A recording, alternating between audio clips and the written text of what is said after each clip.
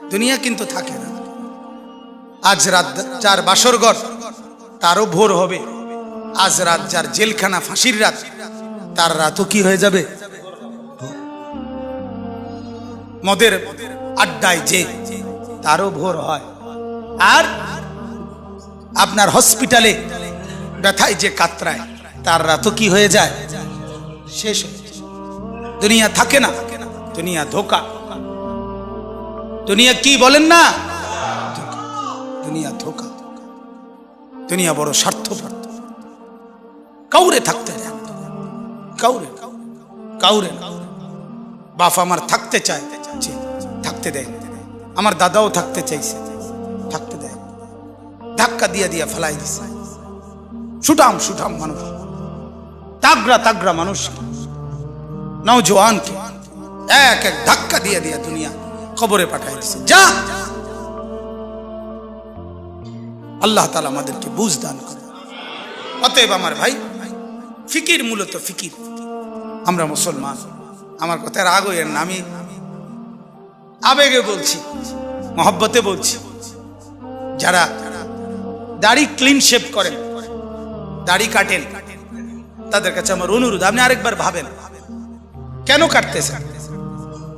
আপনি যদি বলেন হুজুর এটা ছাড়া আর ওয়াজ নাই, না আছে, এইটাও একটা ওয়াজ, আরো আছে, আরো তো কইছি, এতক্ষণ কইছি না তো, আরো কম, অসুবিধা কি?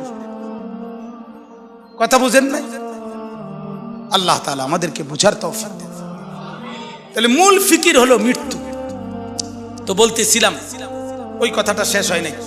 নবী সাল্লাল্লাহু আলাইহি সাল্লাম দুনিয়া থাকতে প্রতিদিন উম্মতের জন্য কাঁদছেন কিনা? যেদিন দুনিয়া থেকে যাচ্ছিলেন সেদিন ফিকির করছে কিনা? যেদিন কবর থেকে উঠবেন সেদিন ফিকির করছে কিনা? হাসরের ময়দানেও সমস্ত নবীরা, আদম থেকে ঈসা, সমস্ত আম্বিয়া, আউলিয়া, সাহাবা, সমস্ত মানুষ হাসরের ময়দানে জাহান্নামকে যখন আনবে, ওয়াজিআ ইয়াউমা ইদিম বিজাহান্নাম, আল্লাহ তাআলা কোরআনে বলছেন হাসরের ময়দানে ফেরেশতারা জাহান্নামকে টেনে হাসরের মাঠে নিয়ে আসবে। এই যে এখানে যেরকম আমরা বসছি, মনে করেন এখানে আনছে, আইনা দাঁড় করাইছে, ঠিক এরকম, ঠিক এরকম টেনে আনবে। ৭০,০০০ আগুনের শিকল দিয়া বেঁধে জাহান্নামকে আনা হবে। ৭০,০০০ আগুনের শিকল, এক একটা শিকলের মধ্যে ৭০,০০০ আংটা, ওই যে কড়া কড়া কড়ারি কড়া, শিকল বানায় কি দিয়া? কড়া একটা একটা লাগাইয়া না, এক একটা শিকলে ৭০,০০০ কড়া, এক একটা কড়া ৭০,০০০ ফেরেশতা ধরবে। এবার কত কোটি আপনি গণেন, আমার সময় নাই। কোটি কোটি ফেরেশতা টেনে আনবে, আর জাহান্নাম তার একটা বিকট চিৎকার দিবে। এক চিৎকারে পুরা হাসরের ময়দানের সবাই চিৎকার দিয়া উঠবে, ইয়া রব্বি নাফসি নাফসি, আল্লাহ আমাকে মাফ করেন, আমাকে মাফ করেন, আমাকে মাফ করেন, আমাকে মাফ করেন, আমাকে মাফ করেন। আদম থেকে ঈসা নবী, ওনারা বলবেন, ফেরেশতারা বলবেন, জিনরা বলবেন, আম্বিয়ারা বলবেন, আউলিয়ারা বলবেন, আতখিয়ারা বলবেন, আসফিয়ারা বলবেন, সাহাবারা বলবেন, ওলামারা বলবে, মুহাদ্দিসিন বলবে, মুফাসসিরিন বলবে, ফুকাহা বলবে, খুতাবা বলবে, আইম্মা বলবে, মুয়াজ্জিন বলবে, হাফেজে কোরআন বলবে, সাধারণ মানুষ বলবে, হর ইনসান বলবে, ইয়া রব্বি নাফসি নাফসি, আল্লাহ আমাকে বাঁচা, আমাকে বাঁচা, আমাকে বাঁচা, আমাকে বাঁচা। সবাই বলবে এক কথা। সবাই হঠাৎ করে শুনবে কে যেন একজন কোথাও বলতেছে, কোন এক পাশে দিয়া শোনা যাইতেছে একটা আওয়াজ, ইয়া রব্বি উম্মতি উম্মতি, আয় আল্লাহ আমার উম্মতকে বাঁচান, আমার উম্মতকে বাঁচান, আমার উম্মতকে বাঁচান।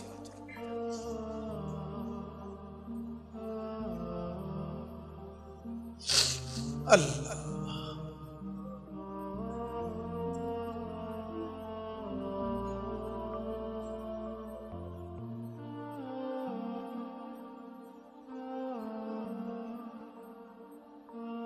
اللهم صل على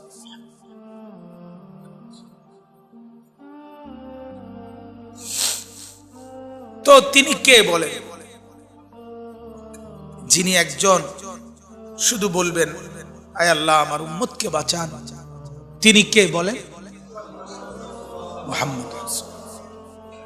জীবন ভর যিনি ভাবলেন উম্মতকে নিয়ে, কবরে যাওয়ার দিনও ভাবলেন, কবর থেকে উঠবার দিনও ভাবলেন, হাসরের ময়দানও ভাবলেন, সেই তিনি পর্যন্ত, আমার বলার উদ্দেশ্য ছিল এই কথাটা, সেই নবী পর্যন্ত এত ফিকির যার উম্মতের জন্য, তিনি পর্যন্ত নিজের কথা ভাবছেন।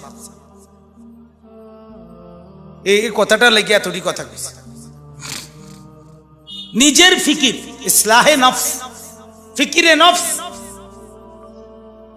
এটা এই পরিমাণ দরকার। ওলামায়ে কেরামকে বলি, ওলামায়ে কেরাম, আওয়াম সর্বসাধারণ আপনারাও তো বুঝেন, বাকি যারা আলেম আছেন আপনাদেরকে বলি, নিজের ফিকির, ইসলাহে নফস আপনাদের জন্য জরুরি, আমার জন্য জরুরি, ইমাম সাহেবের জন্য জরুরি, মুহাদ্দিসের জন্য জরুরি, মুহতামিমের জন্য জরুরি, শাইখুল হাদিসের জন্য জরুরি, হাফেজ সাহেবের জন্য জরুরি, নুরানির উস্তাদের জন্য জরুরি, খোদার কসম জরুরি। নিজের ফিকির, নিজের ফিকির, নিজের ফিকির, নিজের ফিকির, আমার সংশোধন, আমার খবর, আমার নিজের টেনশন দরকার। এটা আমাদের মধ্যে বড় ঘাটতি। এখন ওই যে ওলামা সম্মেলন লিখছে, অনেক আলেমও আমি চতুর্দিকে দেখা যাচ্ছে। আপনাদের কাছে বিনীত অনুরোধ, নিজের ফিকির করেন, কওমের ফিকিরও করবেন, তালেবে ইলমের ফিকিরও করবেন, মুসল্লিদের ফিকিরও করবেন, সবার আগে নিজের ফিকির করবেন। কার ফিকির? তো বলতেছি আল্লাহর নবী সাল্লাল্লাহু আলাইহি সাল্লাম 5 ওয়াক্ত নামাজের পরে প্রতিদিন তিনি দোয়া করতেন, আল্লাহুম্মা হাসিবনি হিসাবান ইয়াসীরা। এই যে হাসিবনি, এই যে নি, এটা ওয়াহিদ মুতাকাল্লিম, আল্লাহ আমি মুহাম্মদ বলতেছি, আপনি আমারে দুনিয়ায় অনেক ইজ্জত দিছেন, আপনি আমারে আখিরাতে অনেক সম্মান দিবেন, আমি জানি, কইছেন আমারে, কিন্তু আল্লাহ আমার এত কিছুর পরেও আমার ভয় হয়, আমার হাসরের মাঠের ভয় লাগে, আমি মুহাম্মদেরও ভয় লাগে। আল্লাহ অতএব আমার হিসাব হাসরের দিন আপনি সহজ করে দিলেন, আমার ডর লাগে, হাসিবনি। তাহলে নবী সাল্লাল্লাহু আলাইহি সাল্লাম নিজের ফিকির করছেন কিনা বলেন? নিজের ফিকির। তাহলে আমার সবচেয়ে বড় ফিকির হলো আমার মৃত্যু পরবর্তী ফিকির। দুনিয়া কোনো না কোনো ভাবে পার হয়ে যাবে, কাত হলেও চিত হইলেও, হাসলেও কাঁদলেও, সুখে থাকলেও দুঃখে থাকলেও, রাত হলেও দিন হলেও, কোনো না কোনো এক সুরতে, কোনো না কোনো একভাবে ঘন্টা মিনিট সেকেন্ডগুলো পার হয়ে যাবে। কিন্তু মৃত্যু এসে আবার যখন আমার নতুন অধ্যায় শুরু করবে, আমার জীবনের নতুন পর্ব যখন শুরু করবে দোস্ত, সেটা আর শেষ হবে, শেষ হবে। ফাজাইলে আমালের মধ্যে শেখুল হাদিস মাওলানা জাকারিয়া রাহমাতুল্লাহি আলাইহি বলছেন বড় সুন্দর কথা, আমার কলজার ভিতরে লাগছে কথা।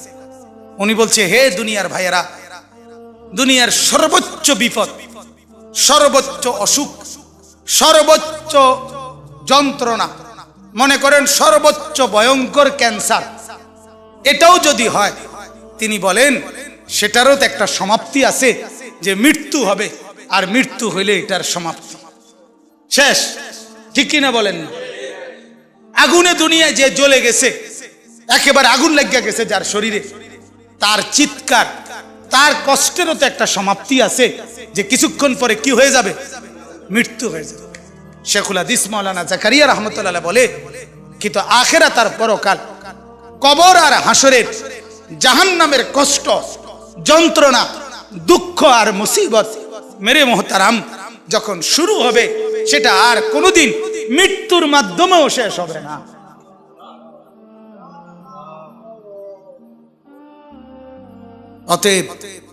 অতএব এখানে হেরে গেলে সমস্যা নাই, এখানে দুঃখে থাকলে সমস্যা নাই, এখানে অভাবে থাকলে অসুবিধা নাই, এখানে আর 10 জন সুখে থাকুক, আপনারে খোদায় কিছু দিল না, এত কোনো অসুবিধা নাই।